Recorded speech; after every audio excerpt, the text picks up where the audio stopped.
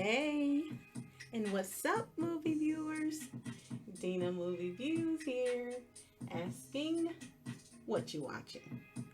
Well, today I am watching The Falcon and the Winter Soldier. This is episode 3. Yes, there are spoilers, lots of spoilers. Now, episode 3 is called Power Broker. And as we recalled in the last episode, Bucky suggested that they go see Zemo. I found out who this Zemo is, honey. So, this episode opens with a commercial from the GRC. Who is the GRC? It's the Global Repatriation Council. It is a very sweet commercial, and it's designed to help comfort those who came back from the blip. And it is letting them know that they are here to help them get back to the way things were before the blip. And it has rejoice and reunite is their motivation. It's what their intent is. It ends up by showing people hugging, sitting on a beach, united. And the announcer says, reset, restore, rebuild. I think Carly has a problem with that. Now, the new Captain America, John Walker, and his sidekick, his name is Battlestar once again. They are in Munich, Germany, where they have found one of the safe houses of the Flag Smashers. So they burst into the place and they're searching for Carly Morgenthau. Remember, she is the mixed chick that is the leader of this movement. And as they're bursting in, Captain America says as he bursts into the door, "Sir, you're hiding a criminal named Carly Morgenthau. Do you know her?" The guy is speaking, he's speaking in a German dialect. So Captain America calls for Lamar. And Lamar is also the name of Battlestar. I'm learning so much. But anyway, he calls him to translate. The guy, he translates to him that he doesn't know where she at, who she is, where she is. And the captain not buying that, so he says BS. And the guy, so what he does, he spits in Captain America's face. And Captain America pushes him and says, "Do you know who I am?" The guy then speaks in English. "Yes, I do, and I don't care." Woo, child. So Captain America wipes that gross spit from his face and he simply leaves. As they are walking, Lamar tells the captain it's a waste of time because Carly is giving displaced people shelter and medicine, and that creates loyalty to her and to this group. And that's why they keep drawing blanks. So Captain suggested they bet on someone with a better hand. What does that mean? But meanwhile, Sam and Bucky are at a jail facility to go see this person they call Zemo. Now here, Bucky actually gets to speak with Zemo. Zemo, it's in Germany. So when he goes to speak with him, he walks into where he is being held, and the gentleman begins to speak in German. And he's saying the words that would normally turn the Winter Soldier into a killing machine. But the words didn't work, and the Winter Soldier said it wouldn't work. But he said he just wanted to see how the new Bucky would respond to those words. But he tells Bucky, at least you were not conscious for most of your imprisonment. Zemo realizes they are there because they are desperate for help from him because they want to know how Hydra may be involved in this whole debacle. And Zemo says they are lucky, for he knows where to begin. Bucky is speaking to Sam about breaking Zemo out of that jail so they could use his assistance. And Sam is against that. But he feels, Bucky feels they can get information to solve this issue with this terroristic group who's making this stuff, and they can find them. So Sam reminds Bucky that Zemo is the one who blew up the UN and is the one who actually killed King T'Chaka, and blamed Bucky for it. Nevertheless, Bucky wants to break Zemo out of jail and is telling Sam just how it could be done. Sam asks Bucky, "What did you do?" He said, "I didn't do anything." So Sam continues to describe, Sam is listening as Bucky continues to describe to him how they would actually go about getting him out of jail, breaking him out. And as they are talking, they're standing in this place that looks like a dark parking deck or something. And he says, "Where are we, man?" And then there are footsteps and a shadow, and it is Zemo. And he is walking toward them. So as Bucky was talking about breaking him out, that was actually happening. So he stares, Zemo is talking, and they're both telling him, "Shut up." But Bucky is asking Sam to trust him when it comes to Zemo, the same way Captain America asked him for his trust when it came to himself. This is Bucky speaking. Even though Sam is very upset, he agrees that Zemo will not make a move without their permission, so he's agreeing. Now this parking deck is full of vintage cars, and Zemo comes out and he's rummaging through the cars, and he's loading this bag.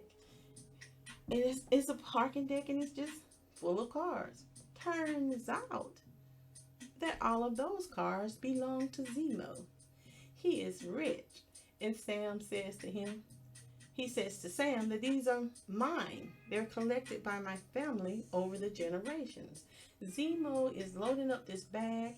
He's getting things out of these cars, including a mask that he grabs and he puts it in a bag.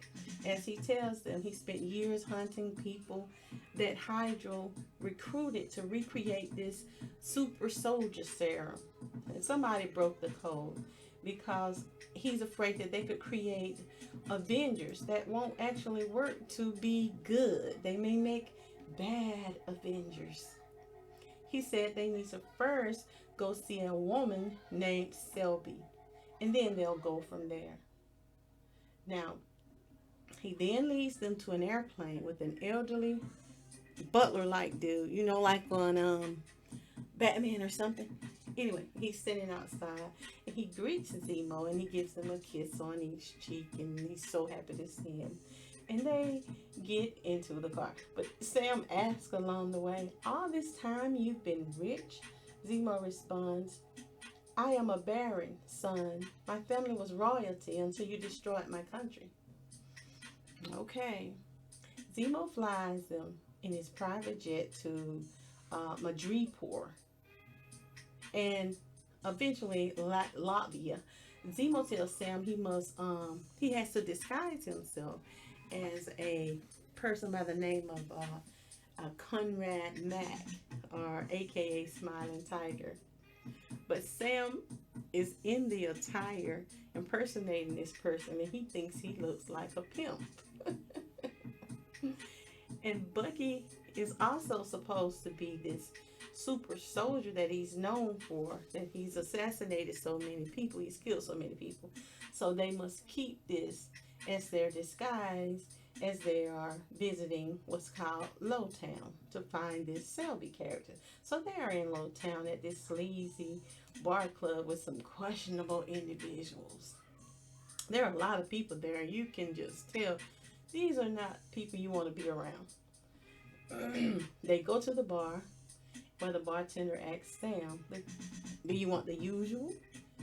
and he takes what looks like a snake or an eel or some yucky looking creature out, and he cuts it open and pulls something out the inside and drops it in a drink and hand it over to Sam. The look on Sam's face was like yuck, but he had to keep his game face so that he wouldn't give them away, because that guy was looking like, yeah, let me see you drink this.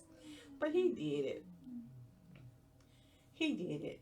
And the guy that they that approached them upon entering had actually came back up to Zemo, and he told Zemo, I got a word from on high. You ain't welcome here. Ooh, that was one of the people in the club that told him that. And he said to him, I have no business with the power broker, said Zemo. But if he insists, he either come talk to me or bring Selby for a chat. Zemo tells Sam and Bucky that he doesn't actually know the power broker, only by reputation. But in Madripoor, he's judge, jury, and executioner. So Zemo tells, because this guy is behind him, they got to keep this act up, I would assume. So he tells in his own language, it's a foreign tongue to me, but he tells Bucky to attack him. Bucky begins behaving as he did when he was this assassin, the assassin Bucky. And the bartender then says, Selby will see you now. Now they go in to see Selby. They learn from Selby that Dr. Wilfred Nagel is behind the latest development of the serum.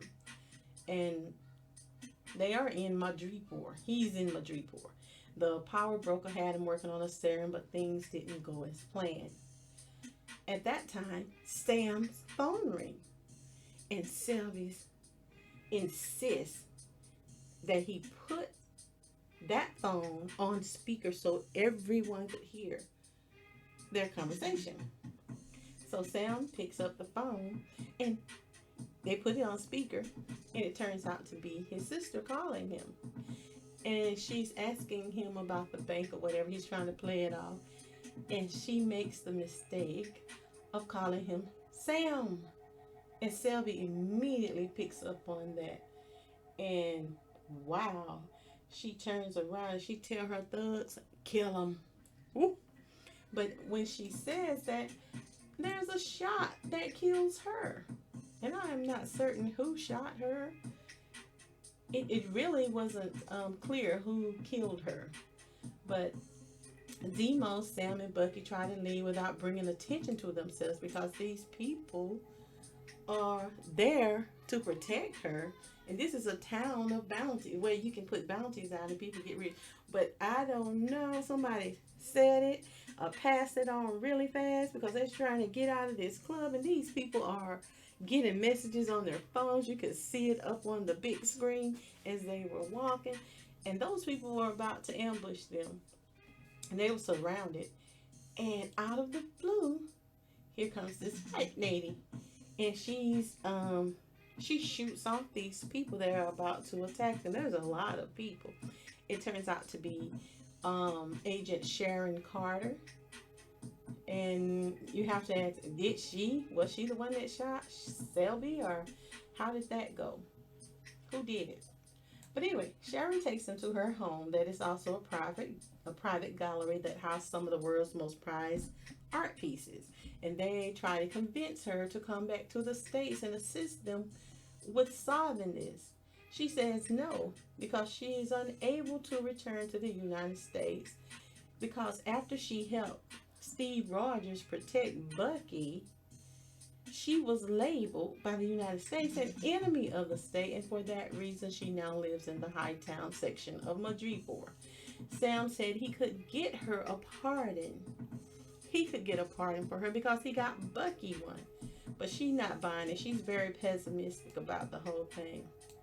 But she does get information on one of the scientists that actually broke the code for the serum that is being used. She gets that information and she takes them to a dock where there are a bunch of shipping crates. And she tells them the shipping crate number where they can go and find this Dr. Nagel in his lab. Nagel. So Zemo, Bucky, and Sam raid his lab, and she's out. She's gonna keep watch for them. So it's a shop. It's a shipping cart, but he's turned it into this secret lab. You would never think there was a lab there. But he eventually, they invade the lab, they find him, and he eventually tells them that he had 20 vials of super serum, and they were stole from him. And that serum actually came from Isaiah Bradley's blood, what they call the American test subject. But Nigel wanted to make a deal with them. He goes on to say that he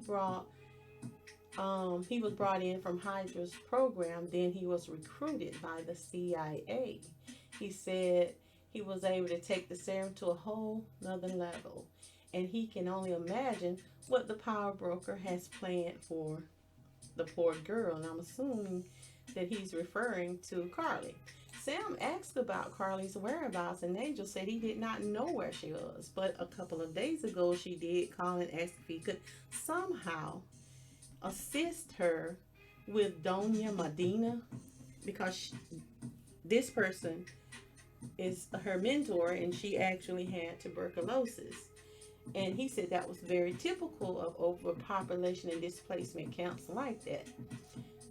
And he said when they were asking about it, that they asked, well, what happened? He said it's not his pig, it's not his farm. We know what that means. But Danya was a mentor. And she eventually dies, but it's because of Danya that Carly wanted to be a teacher before she was injected with this serum and became a renegade. Now Sharon has been keeping watch out in the shipyard while they're having this conversation with the doctor or scientist. And the three guys, they went in to interrogate him, and she's letting them know that there are bounty hunters that are descending on this shipyard, and they need to come on. But Sharon begins to fend many of them off, and she's doing a good job. She is whipping pure bounty hunters' ass all over the place, and they are coming from everywhere. Sharon then enters the Nigel's hideout, and she says to them, guys, we are seriously out of time. And as soon as she says that, Zemo shoots Nigel in the head. And there's this alarm that goes off because they're a bounty hunter. A bounty hunter has shot a rocket launcher, and it has destroyed the lab. And then it's pure chaos, and they're running around, they're trying to see, and they're trying to get out of there. And Bucky yells, has anybody seen Zemo? Zemo is gone. They exchange gunfires. They're fighting their way out with all of the many bounty hunters. Then they're fussing amongst themselves about going left or going right. And Zemo looks like he's gone, but then there he is. Zemo is standing on top of one of those crates, and he puts that mask on. He turns into some super villain or something. But anyway, what he does, he shoots and he kills several of those people. Then he blows up this crate. I don't know why one of those shipping crates specifically he blew up, but he does that. He does a flip and gets down, and then all of a sudden he reappears, and he appears back in a classic car. And he's telling the guys, come on, get in, let's go. But he picked the guys up, and Sam is telling Sharon, come on, come back to the States with us. And she responds, I told you I can't. Just get me the pardon you promised. And they zoomed away. Now Sharon is seen walking back to her vehicle where there's a female waiting. But she tells her that they have a couple of big problems. Well, what do you think that means? Dun, dun, dun. Now back on Zemo's plane, Sam is on the phone and he says, he's speaking to the person on the phone and he's saying, Danya Madani, she's a refugee. Call me if you get a hit. He's saying this to the person on the other end of the line. Then he hangs up. Sam is then, he looks puzzled. He's clearly upset, but he asks if he's all right. And he says, yeah, he's just thinking about all Sharon had to go through and what Isaiah experienced and how he was simply referred to as an American test subject. And he's starting to wonder, maybe he made a mistake with this shield, that he should have not put it in the museum. Maybe he should have just destroyed it. And to that, Bucky replies, you did. That shield represents a lot of things to a lot of people, including me. He said, we need a new cap, and it ain't gonna be Walker. And before I let you or him destroy it, I will get it myself. Like, ooh. So he really doesn't like this guy being Captain America. And I think it'll probably come out later why he feels this way. But he's very strong about that. Anyway, just then, they're sitting there talking and the phone rings and Sam gets this call. It is a response from the person that he was speaking to regarding Donnie Madonna. And he says that she was found dead in Riga. And that's city near the Baltic Sea. And to that, after he hangs up the phone, Zemo responds, I have a place that we can go. And I, for one, am looking forward to coming face to face with Carly. Meanwhile, Carly and her comrades are raiding and stealing more of this serum. They're raiding this factory or this company that has a 6-month supply of it. And in this building, she has actually tied up some of the hostages in a room. And she shuts the people into the room and goes, her and her comrades leave. The guy and her, they go get into the car. And then all of a sudden, there's this huge explosion. And her companion that's sitting in the car is startled. And he says, there were still people in there. And her response is, this is the only language these people understand. And they drive off. So now she's a killer. Sam, Bucky, and Zemo arrive in Riga, Latvia. They are then walking down the street. They're about to enter into this building. And Bucky gets this strange look on his face. And he says, I'm going on a walk. And Sam asks, are you okay? And he's like, he's fine. But then he picks up, as he's walking, he picks up a beeping device. He walks behind a building, and then he picks up another device off of a wall. It's a small device beeping. And then he says, you dropped something. Then he turns around and he's looking like he's expecting someone. And then behind him, he turns behind him. He says, turns around and he says, I was wondering when you were going to show up. And from behind him appears a Black Panther warrior. It's Ayo. And she declares in her Wakandan accent, which means, I am here for Zemo. Woo, honey. It is getting good now. The poop just hit the fan. And I am excited to see where this will lead. Now, The Falcon and the Winter Soldier is currently being streamed on Disney Plus. And there is a new episode every Friday. So stay tuned to Dena Movie Views, where I give my perspective on and my own opinion, my thoughts on movies, commentary, media information, and so much more. Subscribe, like, share, and feel free to comment below. And remember, it's my view. What you watching?